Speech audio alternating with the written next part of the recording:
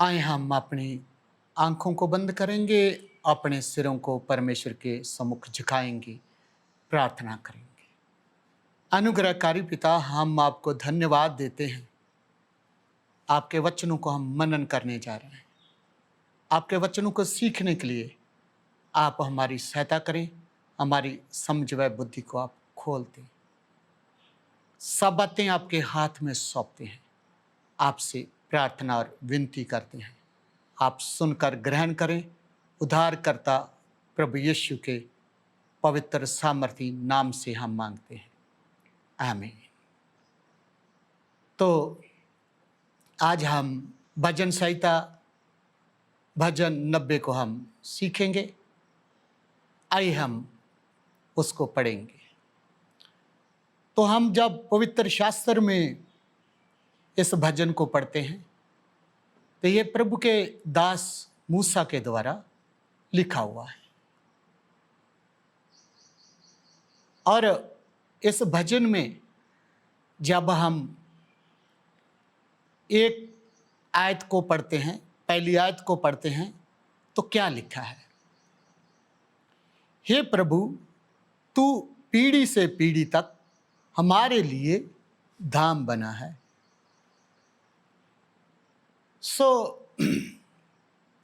मूसा परमेश्वर को ऐसे क्यों कह रहा है कि हे परमेश्वर, तू हमारे लिए धाम बना है? आपको पता होना चाहिए, मूसा की जो सेवकाई थी वो 40 वर्ष तक मरुभूमि में, जंगल में थी। अब जब ये जंगल में चल रहे हैं, मरुभूमि में चल रहे हैं, उधर इनके पास कोई देश नहीं है अपना, इनके पास कोई अपना शहर नहीं है, इनके पास कोई गांव नहीं है, इनके पास कोई अपनी ज़मीन नहीं है, इनके पास कोई उधर की मार्केट नहीं है, बाजार नहीं है। परंतु सब बातों को परमेश्वर ही देख रहा है, इसलिए ये लगातार परमेश्वर के साथ रह रहे हैं। इसलिए मूसा कह रहा है, हे परमेश्वर, तू हमारे लिए धाम बना है, हमारा रहने का घर बना है, हमारा रहने का निवास स्थान बना है। और फिर एक और बात बोल रहा है, वो कौन सी है? पीढ़ी से पीढ़ी तक तू हमारे लिए धाम बना है, हमारे लिए घर बना है। पीढ़ी से पीढ़ी मूसा क्यों बोल रहा है? आप याद करें, जब हम उत्पत्ति की पुस्तक 12 अध्याय उसका 1 वचन पढ़ते हैं तो वहां पर क्या लिखा है? यहोवा ने अब्राहम से कहा, अपने देश और अपने कुटुंबियों और अपने पिता के घर को छोड़कर उस देश में चला जा जो मैं तुझे दिखाऊंगा। तो हम जब 5 वचन पढ़ते हैं तो वहां पर ऐसे लिखा है, इस प्रकार अब्राहम अपनी पत्नी सारै, अपने भतीजे लूत को और जो धन उन्होंने इकट्ठा किया था और जो प्राणी उन्होंने हरान में प्राप्त किए थे, सबको लेकर कनान देश में जाने के लिए निकल चला और वह कनान देश में आ गए। तो आप याद रखें, अब्राहम कनान देश में परदेशी के समान रहा। अब्राहम के पास कोई अपना अभी तक देश नहीं था, अब्राहम के पास अभी तक को अपना घर नहीं था, वो तंबू में वास करता था।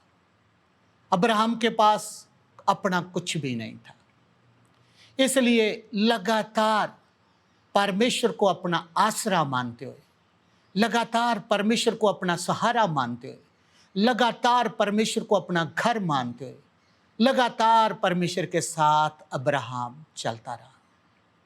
और केवल अब्राहम ही नहीं, हम उसके बच्चों को देखते हैं, हम इसहाक को देखते हैं।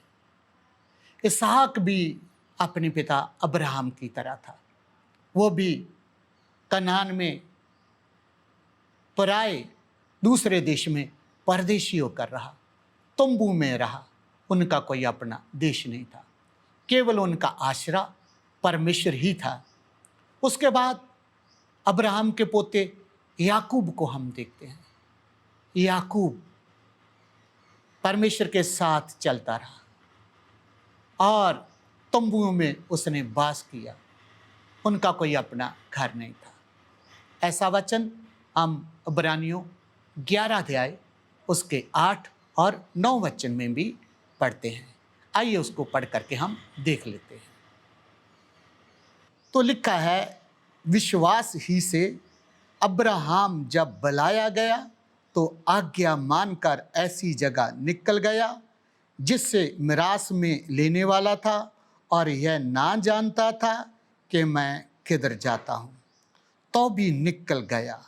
विश्वास ही से उसने प्रतिज्ञा किए हुए देश में, पराए देश में परदेशी के समान रहकर इसहाक और याकूब समेत जो उसके साथ उसी प्रतिज्ञा के वारिस थे, तंबुओं में वास किया।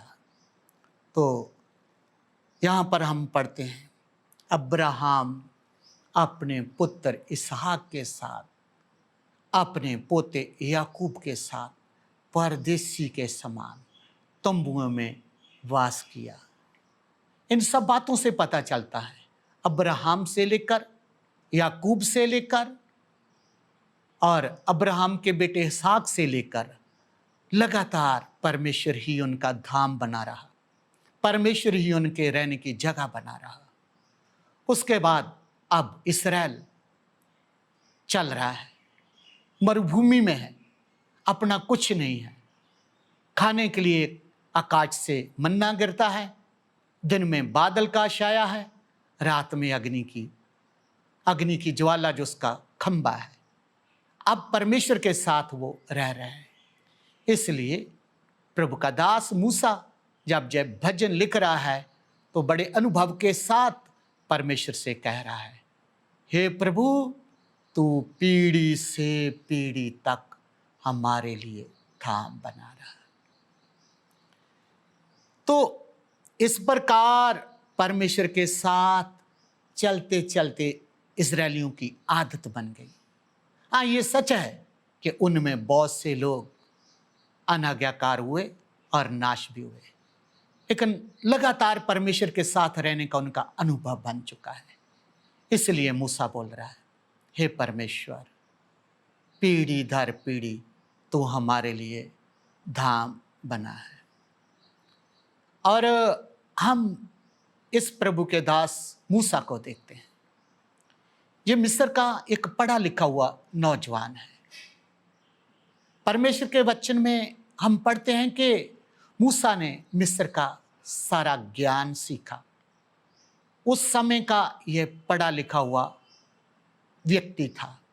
इसके पास फरो के महल का सुखविलास था, लेकिन यह सब छोड़कर अब मरुभूमि में परमेश्वर की सेवकाई करते हुए, इज़राइल की अगुवाई करते हुए, परमेश्वर के साथ चलते चलते कितना अनुभव हो चुका है।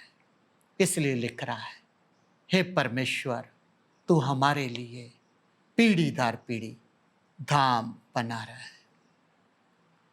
और जब हम अपनी बात करें तो हम विश्वासी परमेश्वर के साथ उस प्रकार से नहीं चल रहे। हमारी आदत में शामिल नहीं है कि परमेश्वर के साथ चले, परमेश्वर को अपना धाम बनाएं। परमेश्वर हमारी पीढ़ी दर पीढ़ी हमारे साथ चले। मसीही विश्वासियों में दुख की बात यह है, उनके माता पिता कैसे ना कैसे परमेश्वर को जान पाए और परमेश्वर के पीछे वो चले, लेकिन आगे चल करके उनकी पीढ़ियां परमेश्वर को अपना धाम नहीं मान रही।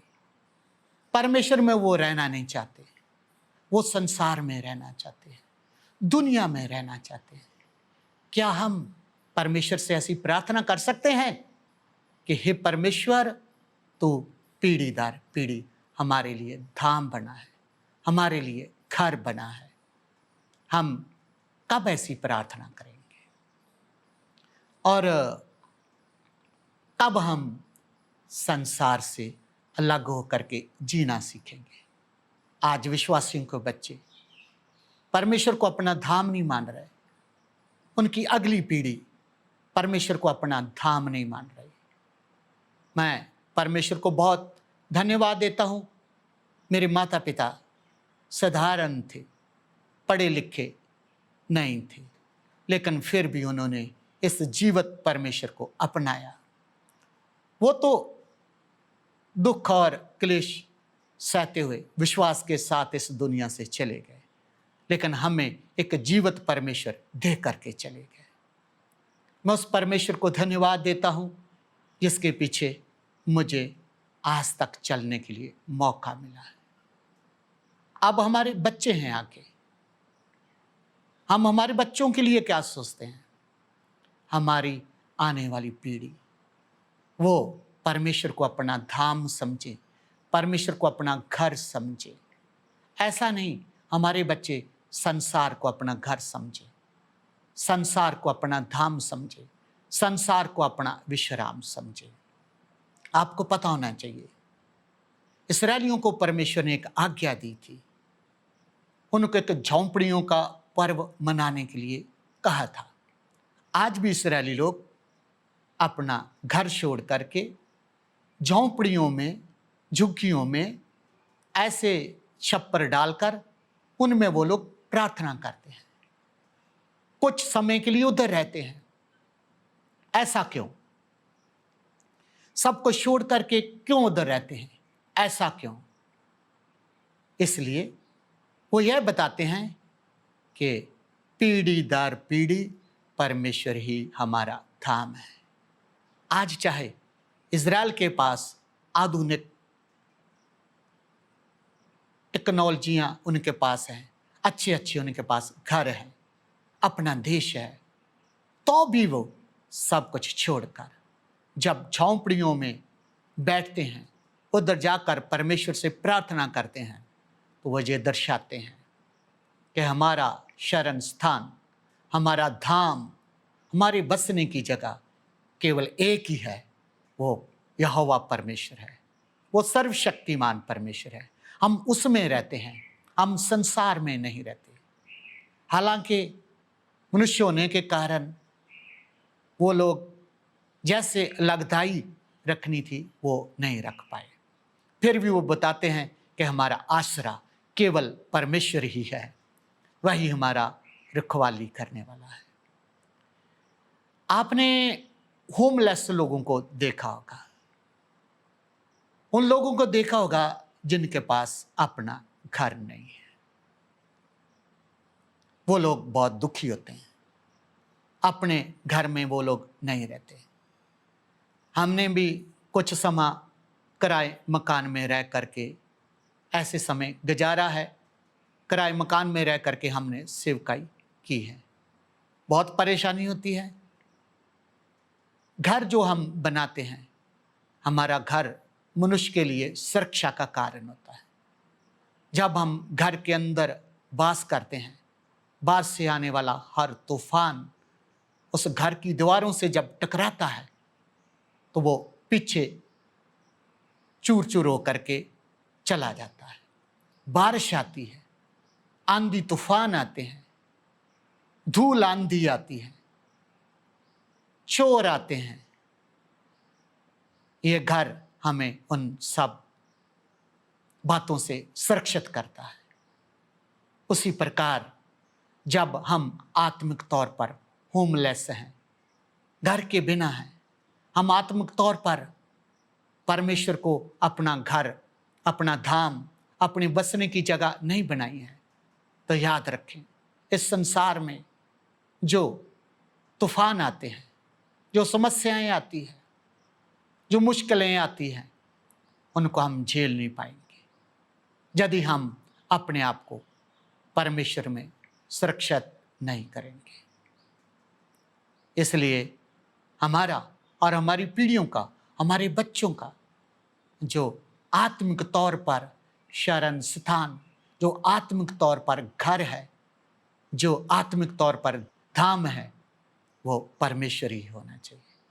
हम भी कह सकते हैं, मूसा की तरफ प्रार्थना कर सकते हैं, हे परमेश्वर, ये बड़ी बड़ी कोठियां हमारा धाम नहीं है, ये बड़ी बड़ी कोठियां हमारा घर नहीं है, हमारा धाम आप है, हमारे रहने का निवास स्थान आप है, हमारी शरण स्थान आप है, हमारी सुरक्षा आपके द्वारा होती है, हम आप में विश्राम पाते हैं, हम आप में अपना जीवन गुजारना चाहते हैं, हम आपके साथ अपना संबंध रखते हैं।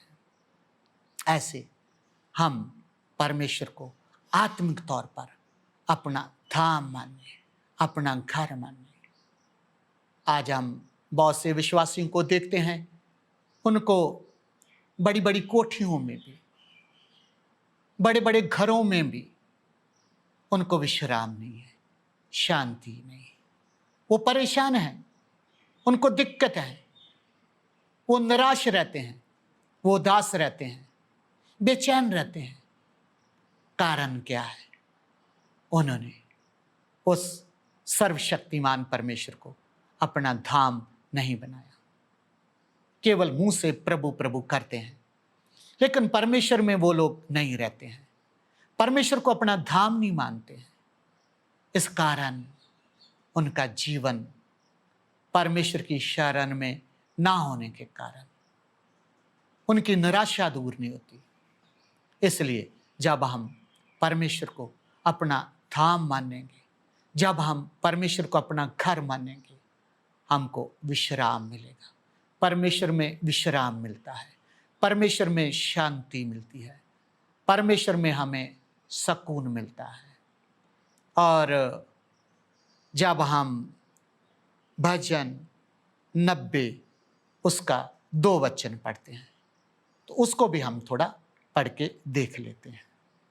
हमने भजन 90 का 1 वचन पढ़ा था, हे प्रभु तू पीढ़ी से पीढ़ी तक हमारे लिए धाम बना है। 90 का 2 वचन जब हम पढ़ते हैं, इससे पहले के पहाड़ उत्पन्न हुए या तूने पृथ्वी और जगत की रचना की, वरन अनादि काल से अनंत काल तक तू ही परमेश्वर है। तो आप यहां पर ध्यान दें, अगली बात जो मूसा लिख रहा है, हे परमेश्वर, अनादि काल से अनंत काल तक तू ही हमारा परमेश्वर है, हमारा शरण स्थान है। परमेश्वर को अनादि काल का परमेश्वर बोलते हैं, इसका मतलब हमारे गुजरे हुए कल का परमेश्वर, हमारे अतीत का परमेश्वर। अगर हम परमेश्वर को इतना ही जानते हैं, इससे हम परमेश्वर को अपना शरण स्थान, अपना धाम, अपना घर नहीं बना सकते, उसमें हमारी कोई सुरक्षा नहीं हो सकती। लेकिन परमेश्वर के वचन में क्या लिखा है? अनादि काल से अनंत काल तक का परमेश्वर। कितना अच्छा है हमारा परमेश्वर, हमारे लिए अनंत काल तक हमारा धाम है, हमारा घर है, हमारा विश्राम है। क्या मैं अपने बच्चों को, अपनी पीढ़ियों को यह अनादि काल का परमेश्वर देना चाहते हैं? क्या हम अपने बच्चों को अनादि काल का जो परमेश्वर है, अपने परिवार को, बच्चों को उसकी शरण में रखना चाहते हैं?